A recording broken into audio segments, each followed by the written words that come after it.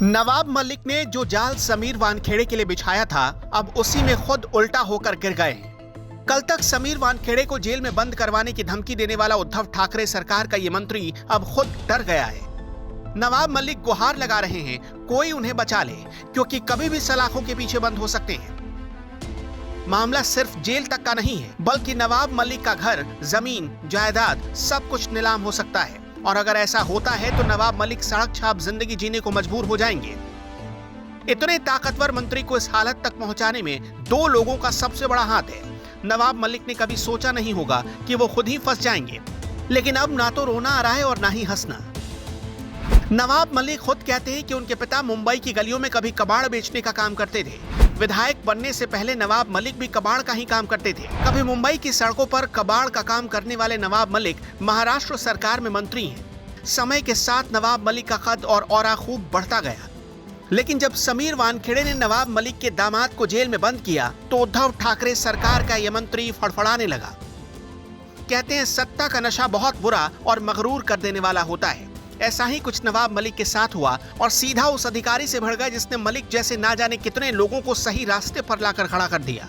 लेकिन मलिक तो ठहरे मलिक, और मलिक को अपनी इस गुस्ताखी का खामियाजा भुगतना पड़ सकता है। किसी के परिवार और निजी जिंदगी के बारे में आए बाएं साए कुछ भी बोलने वाले नवाब मलिक का दिमाग काम नहीं कर रहा होगा कि अब कौन सी फोटो और किसकी फोटो ट्वीट करूं। नवाब मलिक ने समीर वानखेड़े पर फर्जी सर्टिफिकेट के जरिए IRS की नौकरी लेने और धर्म के साथ फर्जीवाड़े का आरोप लगाया था। इसके साथ ही समीर वानखेड़े और उनकी पहली पत्नी के निकाहनामे का सर्टिफिकेट भी ट्विटर पर शेयर कर दिया। जब समीर वानखेड़े के खिलाफ जांच शुरू की गई तो NCB की कार्रवाई को प्रभावित करने के लिए नवाब मलिक ने देवेंद्र फडणवीस और उनकी पत्नी अमृता फडणवीस के ट्वीट पर फोटो शेयर करने शुरू कर दिए। अब चलिए आपको बताते हैं उन दो लोगों के नाम जो नवाब मलिक के लिए परेशानी बन गए। इनमें से पहला नाम है भाजपा नेता मोहित कंबोज।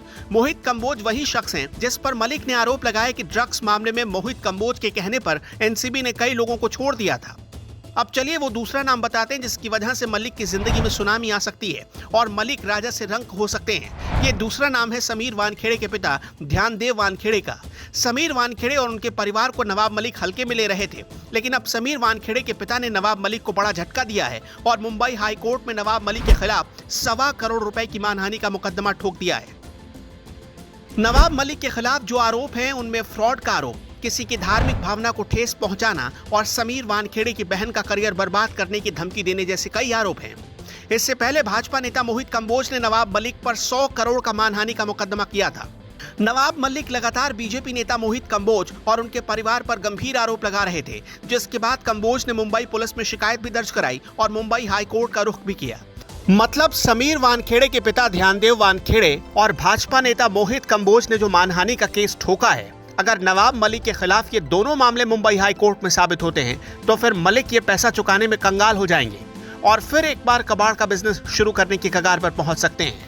मतलब जो नवाब मलिक शाहरुख खान के बेटे आर्यन खान से शुरू हुए ड्रग्स मामले को भटकाने की कोशिश में जुटे थे, अपने दामाद समीर को बचाने के लिए दिन रात एक कर दिया था, अब अपने ही फैलाए रायते में फिसल कर गिरते हुए दिख रहे हैं। अगर इस मामले में कोर्ट सुनवाई करती है तो भारी भरकम जुर्माने के साथ नवाब मलिक को जेल भी हो सकती है। इसलिए हिंदी में एक कहावत है कि दूसरों के लिए गड्ढा खोदने वाला इंसान खुद उसी गड्ढे में एक दिन गिर जाता है। लखनऊ से न्यू टाइम्स के लिए ब्यूरो रिपोर्ट।